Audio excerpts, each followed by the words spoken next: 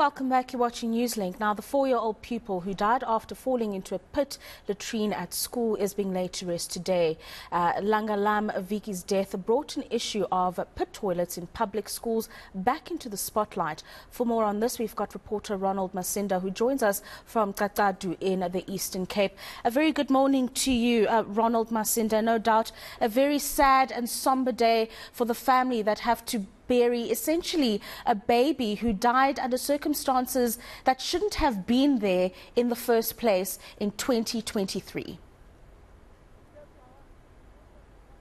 Yes, a very good morning to you, Rofiwa. You're coming to us live as the hearse carrying the coffin of Langalam Viki heads to the cemetery where he will be laid to rest. Among the people that are here in attendance is also the MEC for Education in the province, Mr. Fundile Gati, who is standing just behind the actual hearse where it is leaving now. But what we also understand is that a lot of people have come to mourn here, still left with so many unanswered questions. And I'm sure one of them is Mr. Petros Majola. Mr. Majola, thank you so much for your time. You have been following the story of this family for a while now.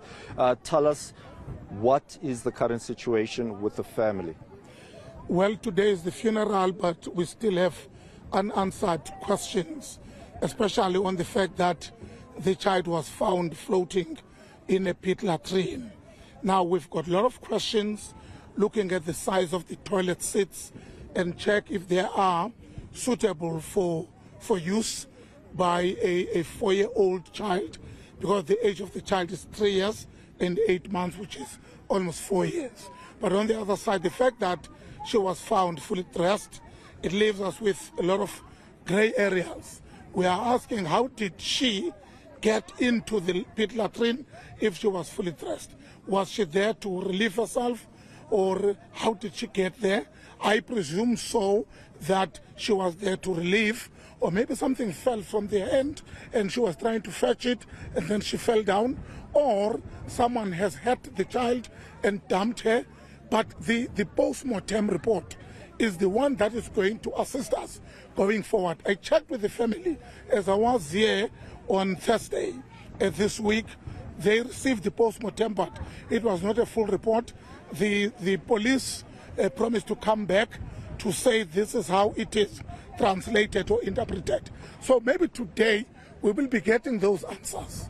But at the same time, we are still saying to the department, this thing of these toilet pits, I think it is time for them to be declared as a disaster, so that government can use the same approach they used during the COVID-19, where they declared it and managed it under the Disaster Management Act and had enough budget to look at it, maybe. It is to my understanding that these pit toilets were newly built in 2016. Surely this is a sign that there was no indication of changing them. Well, when I was talking to the SGB chairperson at the week when we visited, I think it was the 10th of this month on a Friday, he indicated that they were discussing the possibilities of making some alterations and building more toilets in school. That means then something was in a pipeline, but it was not confirmed on paper. In terms of the family, I did speak to the grandfather of the child earlier in the week, but what is the mother thinking at this stage? Is she also suspecting that this was foul play?